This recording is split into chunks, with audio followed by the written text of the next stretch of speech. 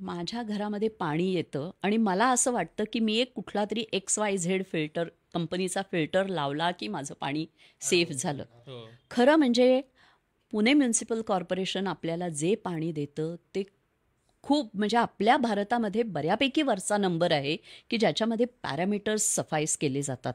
पण त्याच्यामध्ये क्लोरीन जेव्हा फिल्ट्रेशन असतं, फिल्ट्रेशनवर ताण काय येतो? जर प्रदूषित पाणी जास्त असेल, प्रदूषित पाणी आज खडकवासल्यामध्येच होते. हम्म. त्यामुळे फिल्ट्रेशनवर ताण येतो. फिल्ट्रेशनमध्ये केमिकल जे वापरले जातात त्याच्यामध्ये क्लोरीनचं प्रमाण असतं. हम्म. कुठलाही फिल्टर क्लोरीन पाण्यातलं काढू शकत नाही. आज शहरामध्ये वाढतं थायरॉईडचं बायकांमधलं प्रमाण ह्याचं मूळ कारण क्लोरीन आहे.